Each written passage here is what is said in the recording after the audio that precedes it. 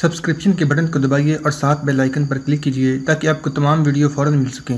اس video پسند آنے کی صورت میں اسے لائک، کمنٹ اور شیئر کرنا مت بھولیں۔ یہ چھوٹا کمرہ تھا۔ دیوار کے ساتھ ایک تخت پوش پر قالین بچھا تھا، گھاؤ تکیے لگے تھے اور ایک سفید ریش بزرگ گھاؤ تکیے کے ساتھ ٹیک لگا کر بیٹھے تھے۔ دونوں مجاہدوں نے سلام کیا اور تخت پوش کے آگے جو مونڈے پڑے تھے ان پر بیٹھ گئے۔ کمرے میں بجلی کی روشنی ہو رہی تھی۔ شاہ جی نے دونوں پر گہری نگاہ ڈال دی۔ اس کے بعد کہا، میں نے تم دونوں کو پہچان لیا ہے۔ تمہاری 2 تصویریں مجھے مل چکی ہیں۔ وہاں سے اٹھ کر میرے پاس آ کر بیٹھ جاؤ۔ کمانڈو شیر خان اور مجاہد شاہد علی اٹھ کر شاہ جی کے پاس تخت پوش پر بیٹھ گئے۔ شاہ جی نے اپنے تکیے کے نیچے سے ایک لفافہ نکال کر کھولا۔ اس میں ایک زرد رنگ کا موٹا کاغذ تہہ کیا ہوا تھا۔ اسے کھول کر شیر خان اور شاہد علی کے آگے رکھ دیا اور کہا، اسے غور سے دیکھو، اس کے بعد بات کریں گے۔ شیر خان اور شاہد علی نے دیکھا کہ کاغذ پر سیاہ پینسل سے ایک نقشہ بنا ہوا تھا، جس میں کہیں کہیں سرخ نشان لگے تھے، کہیں پہاڑی ٹیلوں کا غبار دکھایا گیا تھا۔ 1-2 منٹ اسے غور سے دیکھنے کے بعد کمانڈو شیر خان نے کہا، یہ کسی جگہ کا نقشہ لگتا ہے۔ شاہ جی بولے، ہاں، اس نقشے کی تفصیل بتانے سے پہلے تم سے 1-2 ضروری باتیں کرنا چاہتا ہوں۔ کمانڈو شیر خان اور مجاہد شاہد علی شاہ جی کی طرف متوجہ ہو گئے۔ شاہ جی نے کہا، تمہیں یہ بتانے کی ضرورت نہیں ہے کہ بھارت پاکستان کا ازلی دشمن ہے، اور جب سے پاکستان کا قیام وجود میں آیا ہے، بھارت اس کو ختم کرنے کی ناپاک اور ناکام کوشش میں لگا ہوا ہے۔ اس مقصد کو حاصل کرنے کے لیے وہ پاکستان پر 3-4 بار حملہ بھی کر چکا ہے، جس میں اسے ہر بار شکست کا سامنا کرنا پڑا ہے۔ تمہیں یہ بھی معلوم ہے کہ پاکستان کی سالمیت پر بھارت ایک دوسرے محاذ سے بھی برابر حملے کر رہا ہے۔ یہ محاذ فوجی محاذ سے زیادہ خطرناک محاذ ہے، اور یہ محاذ اس کی بدنام زمانہ سیکرٹ ایجنسی را کا محاذ ہے۔ یہ خفیہ ادارہ براہ راست بھارت کی مرکزی وزارت دفاع کی زیر نگرانی کام کر رہا ہے، اور بھارت کا پردھان منتری یعنی وزیر اعظم اس ادارے کا سربراہ ہوتا ہے۔ اب میں دوسری بات کرتا ہوں۔ دوسری بات یہ ہے کہ بھارت میدان جنگ میں پاکستان کی دلیر اور بہادر فوج کا مقابلہ نہیں کر سکتا۔ بھارت کے پاس جنگی سازوسامان کا ڈھیر لگا ہے، اور جدید سے جدید ترین اسلحہ اور توپیں موجود ہیں، لیکن جنگی سازوسامان اور اسلحہ خود نہیں لڑا کرتا، اسے آدمی لڑاتے ہیں۔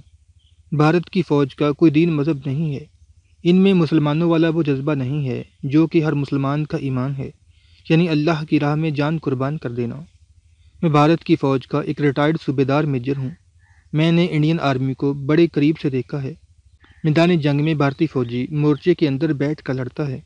وہ کمپنی کمانڈر کے حکم پر ایڈوانس بھی کرتا ہے اور دشمن کے مورچوں پر اٹیک بھی کرتا ہے، لیکن اپنی جان بچانے اور اپنی ماں باپ اور بیوی بچوں کے پاس واپس جانے کا خیال ہر وقت اس کے دل و دماغ پر حاوی رہتا ہے۔ چنانچہ جہاں پاک فوج کا جوان دشمن سے لڑتے ہوئے اللہ کی راہ میں شہید ہو جاتا ہے، وہاں بھارتی فوجی جان بچا کر بھاگ جاتا ہے۔ اگر بھاگ نہ سکے تو یا تو قید ہو جاتا ہے، یا پیچھے یا سامنے سے آنے والی کسی گولی کا شکار ہو جاتا ہے اور اس طرح مر جاتا ہے، جس طرح کوئی کیڑا مکوڑا جان بچانے کی کوشش کرتے ہوئے پاؤں کے نیچے آ کر کچلا جاتا ہے۔ بھارتی فوج کی ہائی کمانڈ کو اپنی فوج کی اس بزدلی کا پورا علم ہے، مگر بھارتی فوجی ہائی کمانڈ کے پاس اس کا کوئی علاج نہیں ہے، ماں سوائے اس کے کہ بھارت کوئی ایسی شے ایجاد کرے کہ جو توپ، مشین گن اور رائفل کے مقابلے میں کئی ہزار گنا زیادہ تباہی پھیلا سکے، اور جس کو چلانے کے لیے بزدل بھارتی فوجیوں کی ضرورت ہی نہ پڑے اور صرف ایک بٹن ہی دبانا پڑے۔ چنانچہ بھارت نے خفیہ طور پر ایٹمی پروگرام پر عمل شروع کر دیا اور پھر ایٹمی دھماکے کر کے ایٹمی طاقت بن گیا۔ اس کا خیال تھا کہ پاکستان اس میدان میں اس کا مقابلہ نہیں کر سکے گا، لیکن پاکستان نے اس کے جواب میں ایٹمی دھماکہ کر دیا۔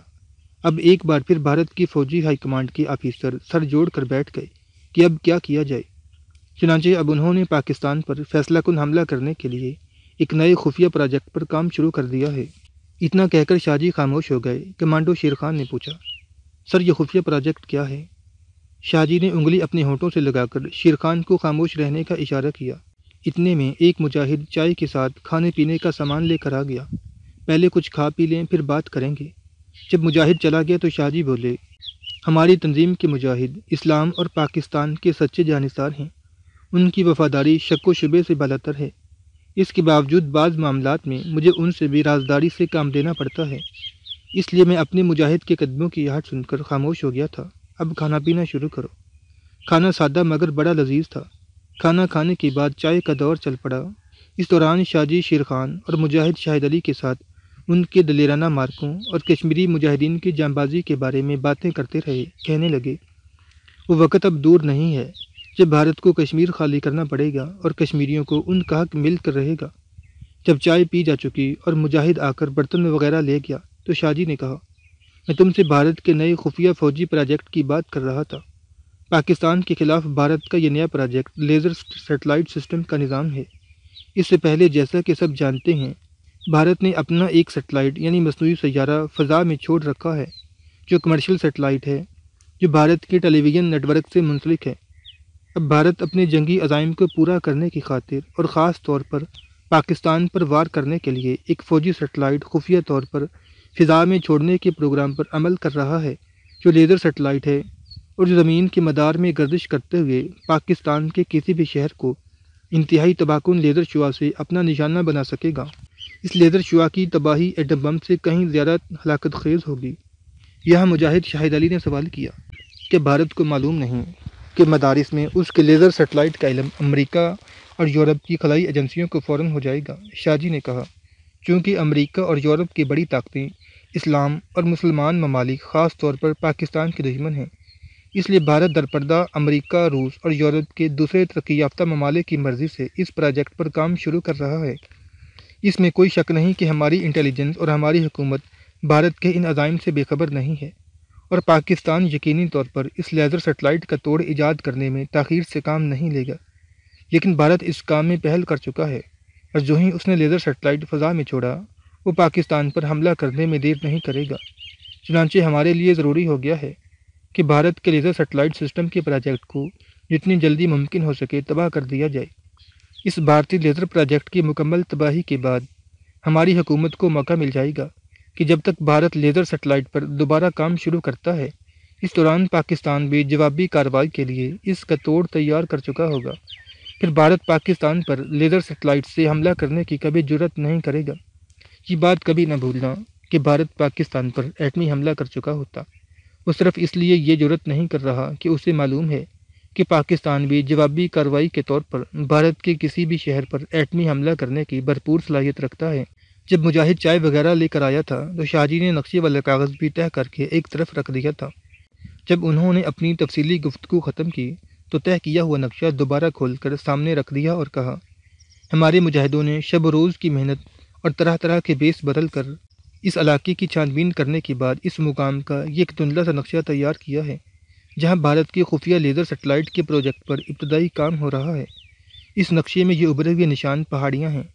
سرخ نشان سیکیورٹی سسٹم کے ہیں۔ ہماری اطلاع کے مطابق جہاں سرخ نشان لگے ہیں وہاں اس علاقے کے تحفظ کی خاطر بھاری مشین گنوں کے مورچے بنے ہوئے ہیں۔ یہ مورچے خفیہ ہیں اور باہر سے صرف جھاڑیاں ہی جھاڑیاں دکھائی دیتی ہیں، لیکن ان جھاڑیوں کے اندر ہیوی مشین گنیں نصب ہیں۔ ان مورچوں کے جوانوں کو واضح احکامات دیے گئے ہیں کہ اگر انہیں وہاں سے گزرنے والے دیہاتی یا کسی دوسرے آدمی پر ذرا سا بھی شبہ ہو تو اسے فوراً شوٹ کر دیں۔ کمانڈو شیر خان نے نقشے کو غور سے دیکھتے ہوئے پوچھا، یہ علاقہ کون سا ہے؟ شاہ جی بولے، یہی میں بتانے والا تھا۔ دلی سے جب آپ ممبئی کی طرف جاتے ہیں تو جھانسی بھوپال سے وسطی بھارت کے جنگلوں کا سلسلہ شروع ہو جاتا ہے۔ جھانسی اور بھوپال کے درمیان جھانسی سے 60 کلومیٹر کے فاصلے پر روہٹ گڑھ کا اسٹیشن ہے۔ روہت گڑھ کے اسٹیشن پر اگر تم اتر جاؤ تو وہاں سے دیوی گری کا پرانا قلعہ جنگل کے اندر 2-3 کلومیٹر پر واقع ہے۔ یہ 300 سال پرانا قلعہ ہے اور اسے پرتگالیوں نے تعمیر کروایا تھا۔ انڈیا میں جب پرتگال کی نو آبادی گوا اور دمن تک محدود ہو کر رہ گئی تو یہ قلعہ ویران ہو گیا۔ اس قلعے کی طرز قدیم پرتگالی رومن کیتھولک گرجاؤں جیسی ہے، لیکن یہ گرجا نہیں ہے۔ اس قلعے کے بارے میں تمہیں بعد میں کچھ باتیں جو ضروری ہیں بتاؤں گا۔ اس قلعے کے عقب میں ٹیلوں کے درمیان ایک چھوٹی سی وادی ہے جہاں پرتگالیوں نے معلوم نہیں کس مقصد کے پیش نظر زمین کے نیچے خفیہ پناہ گاہیں بنا رکھی تھیں۔ ایک زمانے تک ان زیر زمین خفیہ پناہ گاہوں کو ڈاکوؤں، قاتلوں اور ٹھگوں نے اپنا مسکن بنا رکھا تھا۔ جب ہندوستان آزاد ہوا تو حکومت نے ان زمین دوز تہہ خانوں کو بند کرا دیا۔ اب بھارت کی حکومت ہی نے انہیں دوبارہ کھلوا کر وہاں خفیہ طور پر ایسی لیبارٹریز بنائی ہیں جہاں بھارت کی وزارت دفاع کی نگرانی میں لیزر سیٹلائٹ سسٹم پر کام ہو رہا ہے۔ مجاہد شاہد علی نے کہا، جن لوگوں نے یہ زیر زمین خفیہ پناہ گاہیں بنائی تھیں ظاہر ہے انہوں نے ان کے اندر آنے جانے کے لیے خفیہ راستے بھی رکھے ہوں گے۔ شاہ جی نے اس بات میں سر ہلاتے ہوئے کہا، تم نے بالکل ٹھیک کہا، ان لوگوں نے خفیہ راستے ضرور رکھے تھے، اور یہ اس نقشے پر تم سبز نشان دیکھ رہے ہو، یہ انہی خفیہ راستوں کی نشاندہی کرتی ہیں۔ یہ 5 خفیہ راستے ہیں جن کے باہر سیکورٹی کی خاطر مشین گنوں کے 5 خفیہ مورچے بنائے ہوئے ہیں۔ کمانڈو شیرخان نے پوچھا، حکومت نے ان خفیہ راستوں کو بند کیوں نہیں کیا؟ وہ 1-2 خفیہ راستے چھوڑ کر باقیوں کو پتھروں اور گارے سے بند کر سکتے تھے، شاہ جی بولے۔ یہ خفیہ راستے پہاڑی ٹیلوں کے درمیان ہیں اور اس نوعیت کے قدرتی طور پر بنے ہوئے راستے ہیں کہ انہیں بند کرنے پر کروڑوں روپے خرچ ہوتے ہیں۔ ان کو بند کرنے کی اس لیے بھی ضرورت محسوس نہیں کی گئی کہ ایک تو وہاں فوج کا 24 گھنٹے زبردست پہرا رہتا ہے، دوسرے ان دروازوں میں سے 4 دروازوں کو کانٹے دار تاریں لگا کر بند کر دیا گیا ہے، اور صرف جس طرف دروازے کا منہ مشرق کی سمت ہے اسے کھلا رہنے دیا گیا ہے۔ لیزر میزائل ورکشاپ کے مختصر سے سٹاف کا آنا جانا اسی دروازے سے ہوتا ہے۔ تیسری بات یہ ہے کہ ان خفیہ راستوں کی حفاظت کے لیے وہاں مشین گنوں کی پوسٹیں بنا دی گئی ہیں جو دن رات ان کی حفاظت کرتی اور نگرانی کرتی ہیں۔ لیکن تمہیں اس بارے میں فکر مند ہونے کی ضرورت نہیں۔ یہ آپ کیسے کہہ سکتے ہیں؟ شیرخان بولا۔ کمانڈو شیرخان کی تائید کرتے ہوئے مجاہد شاہد علی نے کہا، جب تک ہمیں وہاں کے سیکورٹی نظام کے بارے میں ضروری معلومات میسر نہیں ہوں گی، ہم اپنے مشن کو کیسے شروع کر سکتے ہیں؟ شاہ جی مسکرائے اور کہنے لگے، بات یہ ہے کہ اس میں کوئی شک نہیں کہ آپ کا اور ہمارا ٹارگٹ یہ زیر زمین پناہ گاہیں ہی ہیں، لیکن آپ لوگوں کو کمانڈو ایکشن اس زیر زمین میزائل فیکٹری میں نہیں بلکہ وہاں سے کسی دوسری جگہ کرنا ہوگا۔ کمانڈو شیرخان اور شاہد علی کسی تعجب کے ساتھ شاہ جی کو دیکھنے لگے۔ اپنے طویل کمانڈو کیریئر میں انہوں نے یہ بات پہلی بار سنی تھی کہ ٹارگٹ کسی اور جگہ پر ہو اور کمانڈو ایکشن کسی دوسری جگہ پر شروع کیا جائے۔ شیرخان نے کہا، شاہ جی میں آپ کی بات سمجھا نہیں۔ شاہ جی نے نقشے پر ایک جگہ انگلی رکھتے ہوئے کہا، یہاں انڈین گورنمنٹ نے ایک بہت بڑا ڈیم بنایا ہوا ہے جہاں ایک بجلی گھر بھی ہے جہاں سے اس سارے علاقے کی بجلی کی ضروریات پوری کی جاتی ہیں۔ یہ ڈیم لیزر میزائل کی وادی یعنی اس خفیہ زیر زمین میزائل کی فیکٹری سے مشرق کی جانب قدرے اونچائی پر صرف 1 میل کے فاصلے پر ہے۔ یہ ڈیم پہاڑیوں کے درمیان پیالے کی شکل کی قدرتی وادی میں 2 دریاؤں کا پانی ذخیرہ کر کے بنایا گیا ہے، اور یہاں ہر وقت وسیع و عریض جھیل کی شکل میں بہت بڑا پانی کا ذخیرہ موجود رہتا ہے۔ اس ڈیم کو 3 اطراف سے قدرتی پہاڑیوں نے بند کر رکھا ہے، چوتھی طرف اسے پتھروں اور چٹانوں کی ایک بہت بڑی دیوار بنا کر بند کیا گیا ہے۔ یہ دیوار اتنی اونچی ہے کہ اگر اس کے اوپر بنے ہوئے جنگلے پر کھڑے ہو کر کوئی شخص نیچے دیکھے تو اسے نیچے چلتے پھرتے آدمی کیڑے مکوڑوں کی طرح نظر آئیں۔ یہ دیوار چوڑی بھی کافی ہے اور یہ اتنی مضبوط ہے کہ اس نے ڈیم کے کروڑوں ٹن سے بھی زیادہ آبی ذخیرے کے دباؤ کو بڑی خوبی سے سنبھال رکھا ہے، اور آج تک وہاں دیوار میں کبھی کوئی دراڑ تک نہیں پڑی۔ اس علاقے میں زلزلے بھی آئے مگر اس دیوار پر کوئی اثر نہیں ہوا۔ یہ دیوار انجینئرنگ کے کمال کا نمونہ بھی ہے اور خطرے کی گھنٹی بھی۔ ایک طرح سے یہ دیوار تلوار بن کر علاقے کے تمام دیہات اور چھوٹے بڑے شہروں کے سر پر لٹکتی رہتی ہے، کیونکہ اگر کسی وجہ سے یہ دیوار ٹوٹ جاتی ہے تو ڈیم کی وسیع و عریض مصنوعی جھیل کا سارا پانی بکھرے ہوئے سمندر کی طرح غضبناک موجوں کی طرح نکل کر سارے علاقے کے دیہات اور قریبی شہروں کو اس طرح غرق کر دے گا کہ ان کا نام و نشان بھی باقی نہیں رہے گا۔ کمانڈو شیرخان اور مجاہد شاہد علی شاہ جی کی بات بڑے غور سے سن رہے تھے، لیکن ابھی تک وہ سمجھ نہیں سکے تھے کہ شاہ جی اس ڈیم کے بارے میں اتنی تفصیل سے سب کچھ کیوں بیان کر رہے ہیں۔ آخر شیرخان سے نہ رہا گیا، اس نے پوچھ ہی لیا، شاہ جی اس ڈیم کو اور خاص طور پر اس کی دیوار کو اس قدر تفصیل کے ساتھ بیان کرنے کی کیا ضرورت ہے؟ بہتر ہوگا کہ آپ ہمیں وہ خاص جگہ بتائیں جہاں سے ہمیں اپنا کمانڈو ایکشن شروع کرنا ہوگا۔ شاہ جی نے بغیر کسی توقف کے کہا، آپ کو اسی دیوار سے اپنا کمانڈو ایکشن شروع کرنا ہوگا۔ دونوں سرفروش شاہ جی کا منہ تکنے لگے۔ مجاہد شاہد علی نے کہا، میں آپ کا مطلب نہیں سمجھا۔ شاہ جی نے کہا، آپ کو ڈیم کی یہ دیوار توڑنی ہوگی۔ اس جملے کے ساتھ ہی کمانڈو شیرخان اور مجاہد شاہد علی معاملے کی تہہ تک پہنچ گئے۔ وہ سمجھ گئے کہ انہیں کیا کرنا ہے۔ یہ اپنی نوعیت کا ایک مختلف کمانڈو مشن تھا۔ اس مشن کے ضروری لوازمات بھی مختلف تھے۔ اتنے بڑے ڈیم کی اتنی مضبوط دیوار میں شگاف کرنا کوئی آسان کام نہیں تھا، اور شگاف بھی 3 جگہوں پر کرنے کی ضرورت تھی۔ صرف ایک جگہ شگاف ڈالنے سے دیوار نہیں ٹوٹ سکتی تھی۔ جس دیوار نے ڈیم کے کروڑوں ٹن وزنی آبی ذخیرے کو سنبھالا ہوا تھا وہ کوئی معمولی دیوار نہیں ہو سکتی تھی۔ اسے 3-4 جگہوں سے اڑانے کے لیے انتہائی طاقتور دھماکہ خیز مواد کی ضرورت تھی۔ چنانچہ جب کمانڈو شیرخان نے شاہ جی سے ایسے طاقتور دھماکہ خیز مواد کے بارے میں پوچھا تو انہوں نے کہا، آپ کو اس مشن کے لیے جن جن چیزوں کی ضرورت ہوگی وہ ساری چیزیں آپ کو مل جائیں گی۔ ہم نے تمام انتظام کر کے رکھا ہوا ہے، آپ کو صرف ایک جامع اور کارگر حکمت عملی تیار کرنی ہوگی۔ پورے غور و فکر کے بعد ایک ایسا منصوبہ بنانا ہوگا جس میں ناکامی کا ذرا سا بھی امکان نہ ہو، کیونکہ پاکستان کے خلاف بھارت کے انتہائی خطرناک منصوبے کو خاک میں ملانے کے لیے یہی ایک آخری حربہ ہے۔ کمانڈو شیر خان نے کہا، اگر ہم نے عقل سے کام لیا اور پوری سوچ سمجھ کے ساتھ ہر پہلو کو ذہن میں رکھتے ہوئے کوئی منصوبہ تیار کیا تو انشاءاللہ ہم اپنے اس مشن میں ضرور کامیاب ہوں گے۔ شاہ جی کہنے لگے، اب میں آپ کو 2-3 باتیں دیوی گری کے 300-350 سال پرانے قلعے کے بارے میں بتانی ضروری سمجھتا ہوں، کیونکہ اس قلعے کو آپ نے اپنے کمانڈو مشن میں بطور بیس کیمپ استعمال کرنا ہوگا۔ اپنے منصوبے کے مطابق آپ کو اسی پرانے قلعے میں سے نکل کر ڈیم کی دیوار میں دھماکہ خیز مواد بھرنے کے واسطے سوراخ ڈالنے جانا ہوگا، اور اسی پرانے قلعے میں آپ واپس آ جایا کریں گے۔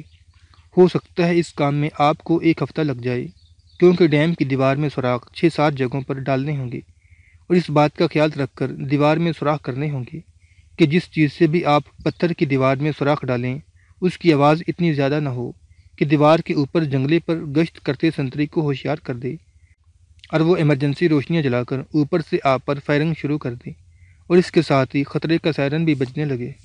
اگر ایسا ہو گیا تو پھر آپ کے لیے دوبارہ اس علاقے میں داخل ہونا ناممکنات میں سے ہوگا۔ یہ بات اچھی طرح سے ذہن نشین کر لیں کہ آپ کا پہلا چاند سے آخری موقع ہوگا۔ آپ کو ڈیم کی دیوار کی پوری تصویریں مل جائیں گی جو ایک ہیلی کاپٹر کے ذریعے دیوار کے اوپر سے اور اس کے پہلو سے اتاری گئی ہیں۔ فی الحال میں آپ کو دیوگری کے قلعہ کے بارے میں بتانا چاہتا ہوں۔ یہ بتائیں کہ آپ بھوت پریت پر یقین رکھتے ہیں؟ یہ ایک ایسا سوال تھا جس کی شیر خان اور شاہد علی کو بالکل ہی توقع نہیں تھی۔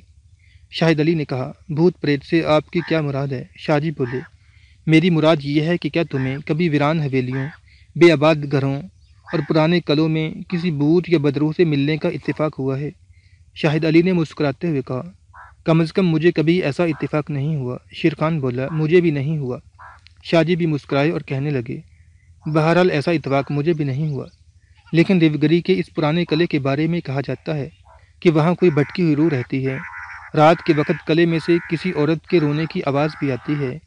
میں یہ تمہیں اس لیے بتا رہا ہوں کہ اگر تم لوگوں کو ایسی آوازیں آئیں تو گھبرانا نہیں، سمجھ لینا کہ یہ بھٹکی ہوئی روح یا بدروح کی آواز ہی ہیں۔ شیر خان نے کہا، ٹھیک ہے۔ یہاں شاہد علی بولا، ان توہمات کو چھوڑ کر میرے خیال ہے ہمیں اپنے اصل موضوع پر آ جانا چاہیے۔ یہ بتائیے کہ ڈیم کی دیوار میں سوراخ ڈالنے کے لیے ہمیں کوئی ایسا اوزار دستیاب ہو سکے گا جس کی آواز بھی زیادہ نہ ہو، لیکن جو دیوار کے چٹانی پتھروں کو تیزی سے کاٹ بھی سکے؟ شاہ جی بولے، جھانسی میں ہمارے رضاکار مجاہد موجود ہیں، وہ تمہاری مدد کریں گے۔ دلی سے ہمارا ایک آدمی تم لوگوں کے ساتھ جھانسی تک جائے گا، وہ تمہیں جھانسی میں مجاہدوں کی خفیہ پناہ گاہ میں قاسم جان سے ملا دے گا۔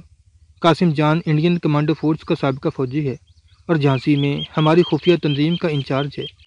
اس مشن میں تم لوگوں کو جس قسم کی بھی مدد درکار ہوگی قاسم جان تمہاری رہنمائی کرے گا۔ اب تم یہ بتاؤ کہ اس مشن پر روانہ ہونے کا تمہارا کب ارادہ ہے؟ شیر خان نے کہا، یہ ہماری زندگی اور موت کا مشن ہے، ہم اس مشن پر روانہ ہونے کے لیے ہر وقت تیار ہیں۔ ٹھیک ہے، شاہ جی بولے، میں آج ہی جھانسی میں قاسم جان کو اطلاع کرتا ہوں اور انہیں ساری تفصیل بیان کر دیتا ہوں۔ صبح صبح دلی سے ایک گاڑی جھانسی کی طرف روانہ ہوتی ہے، تم اس گاڑی میں چلے جانا، رحمت خان تمہارے ساتھ جائے گا۔ اسی رات شاہ جی نے اپنے خفیہ ٹرانسمیٹر کے ذریعے جھانسی میں قاسم جان کو مکمل تفصیل کے ساتھ شیر خان اور شاہد علی کی آمد کی اطلاع کر دی۔ صبح منہ اندھیرے شاہ جی نے رضاکار مجاہد رحمت خان کو ساتھ کر دیا۔ شیر خان اور شاہد علی خفیہ پناہ گاہ سے نکل کر ریلوے اسٹیشن کی طرف چل پڑے۔ رحمت خان نوجوان مجاہد تھا اور بڑا ذہین اور تجربہ کار تھا۔ شیر خان اور شاہد علی کو اسٹیشن کی عمارت کی ایک جانب روک کر خود جھانسی کے 3 ٹکٹ لے آیا۔ جب ٹرین پلیٹ فارم پر آ گئی تو وہ تینوں اسٹیشن میں داخل ہوئے اور پلیٹ فارم پر آ کر مسافروں کے ہجوم کے ساتھ ہی ایک ڈبے میں سوار ہو گئے۔ یہ پیسنجر ٹرین تھی۔ راستے میں ایک جگہ اس کا انجن بھی خراب ہو گیا۔ ایک جگہ ریلوے ٹریک مرمت ہو رہا تھا، وہاں بھی 3-4 گھنٹے ضائع ہو گئے۔ یہ لوگ جھانسی پہنچے تو رات کا 1:30 بج رہا تھا۔ رحمت خان انہیں شہر کے باہر سے لے کر جھانسی رضاکاروں کی تنظیم کی خفیہ ہیڈ کوارٹر میں پہنچ گیا۔ قاسم جان ان کے انتظار میں تھا۔ وہ شیر خان اور مجاہد شاہد علی سے گلے لگ کر ملا اور کہنے لگا، تم لوگوں کی بڑی تعریف سنی تھی، آج ملاقات کر کے بڑی خوشی ہوئی ہے۔ میرا خیال ہے ابھی تم لوگ آرام کرو، باقی باتیں صبح کو ہوں گی۔ دوسرے روز قاسم جان، شیر خان اور شاہد علی ایک جگہ بیٹھ گئے۔ قاسم جان بولا، جس مشن پر آپ لوگ یہاں آئے ہیں اس کی اہمیت کا مجھے پورا احساس ہے۔ شاہ جی کی زبانی بھی مجھے سب کچھ معلوم ہو چکا ہے۔ میں سمجھتا ہوں کہ سب سے پہلے ضروری ہے کہ آپ لوگ اپنے ٹارگٹ کے علاقے کا ایک خفیہ دورہ کریں تاکہ آپ کو اندازہ ہو سکے کہ آپ کہاں کہاں کیا کیا کچھ کر سکتے ہیں۔ شیر خان نے کہا، آپ نے بالکل ٹھیک کہا ہے، ہم ایسا ہی کرتے ہیں۔ قاسم جان بولا، اپنا ایک مجاہد بشیر علی تمہیں دیوگری کے قلعے تک اپنے ساتھ لے جائے گا۔ یہ ایک طرح سے سروے مشن ہوگا۔ دوپہر کے وقت کمانڈو شیر خان اور شاہد علی مجاہد بشیر علی کے ہمراہ جھانسی سے ٹرین میں سوار ہو کر روہت گڑھ کی طرف چل پڑے، جو وہاں سے 60 کلومیٹر کے فاصلے پر تھا۔ 1.25 گھنٹے میں ٹرین روہت گڑھ پہنچ گئی۔ اسٹیشن پر اترنے کے بعد وہ بشیر علی مجاہد کی رہنمائی میں دیوگری کے پرانے قلعے کی جانب روانہ ہو گئے۔ جھانسی سے آگے وسطی ہندوستان کے گھنے جنگلوں کا سلسلہ شروع ہو جاتا ہے۔ روہت گڑھ سے دیوگری کا 300 سال پرانا قلعہ 2-3 کلومیٹر کے فاصلے پر ایک گھنے جنگل میں واقع تھا۔ تینوں مجاہدوں نے شکاریوں کا لباس پہن رکھا تھا۔ شیر علی کے پاس ایک پرانی 2 نالی بندوق بھی تھی۔ ایک بڑا تھیلا بھی اس نے ساتھ رکھ لیا تھا تاکہ پورے شکاری معلوم ہوں۔ شیر علی کو قلعے کا راستہ معلوم تھا۔ چاروں طرف جنگل کے گھنے درخت ہی درخت تھے۔ کہیں کہیں بھورے رنگ کی پہاڑیاں بھی دکھائی دے جاتی تھیں۔ دلی سے چلتے وقت ہی آسمان پر بادل چھائے ہوئے تھے۔ قلعے کے قریب پہنچے تو تیز ہوا چلنے لگی۔ ان کے سروں پر درختوں کے جھنڈ تیز ہوا میں لہرانے لگے۔ ایک بار بادلوں کی گرج سنائی دی تو بشیر علی بولا، لگتا ہے بارش کا طوفان آ رہا ہے، ہمیں جلدی قلعے میں پہنچ جانا چاہیے۔ انہوں نے اپنی رفتار تیز کر دی۔ آخر شیر خان اور شاہد علی کو درختوں کے آگے ایک تھوڑی کھلی جگہ پر ایک عظیم الشان دیو ہیکل پرانے قلعے کا بلند دروازہ نظر آیا۔ بشیر علی بولا، یہی دیوگری کا قلعہ ہے۔ قلعے کا دروازہ قدیم پرتگالی گرجا گھروں کی طرز پر بنایا گیا تھا۔ قلعے کے دیوپیکر پرانے دروازے کا ایک پٹ غائب تھا، دوسرا پٹ زمین میں دھنسا ہوا تھا۔ یہاں تک آتے آتے بارش شروع ہو گئی۔ وہ دوڑ کر قلعے کے دروازے میں داخل ہو گئے۔ بارش واقعی بڑی موسلادھار تھی۔ تیز ہوائیں درختوں میں چیخ رہی تھیں۔ سیاہ بادلوں نے شام ہونے سے پہلے ہی جنگل میں اندھیرا کر دیا تھا۔ بارش کے شور میں کچھ سنائی نہ دیتا تھا۔ بشیر علی، شیر خان اور مجاہد شاہد علی کو قلعے کی گرد آلود پرانی دیوڑی میں سے گزار کر ایک زینے کے پاس جا کر رک گیا۔ کہنے لگا، ہم قلعے کی دوسری منزل پر جائیں گے۔ وہاں ایک جھروکا ہے جہاں سے وہ سنگلاخ پیالہ نما وادی صاف نظر آتی ہے، جس کے نیچے زیر زمین پرانی پناہگاہوں میں بھارت کے لیزر سیٹلائٹ پروجیکٹ پر کام ہو رہا ہے۔ وہ قلعے کی دوسری منزل پر آ گئے۔ وہاں دیوار میں ایک جانب محرابی جھروکا تھا۔ شیر خان اور شاہد علی نے وہاں کھڑے ہو کر دوسری طرف وادی میں نگاہ دوڑائی۔ بارش میں وادی دھندلی دھندلی دکھائی دے رہی تھی۔ بشیر علی نے دور اشارہ کر کے کہا، اس سیاہی مائل چوڑی پٹی ڈیم کی دیوار ہے، وہاں تک وادی سے ہٹ کر بھی ایک راستہ جاتا ہے۔ قلعے سے ڈیم کی دیوار تک آپ لوگوں کو اس خفیہ راستے سے آنا جانا ہوگا۔ کمانڈو شیر خان اور شاہد علی بڑے غور سے بارش کی دھندلی 4 دیواری میں سے نیچی خفیہ پناہگاہوں والی وادی اور دور آبی ڈیم کی دیوار کو دیکھ رہے تھے۔ اس کے بعد انہوں نے قلعے کی دوسری منزل میں ہی چل پھر کر قلعے کی 12 دریاں، جھروکے اور ویران کمروں کو دیکھا۔ بارش تھمنے کا نام نہیں لے رہی تھی۔ شام کا اندھیرا ہونے لگا۔ بارش اسی طرح موسلادھار ہو رہی تھی۔ بشیر علی کہنے لگا، لگتا ہے آج کی رات ہمیں اسی قلعے میں گزارنی پڑے گی۔ مجاہد شاہد علی نے کہا، میرا خیال ہے کچھ دیر میں بارش تھم جائے گی اور ہم روہت گڑھ پہنچ کر جھانسی کی ٹرین پکڑ لیں گے۔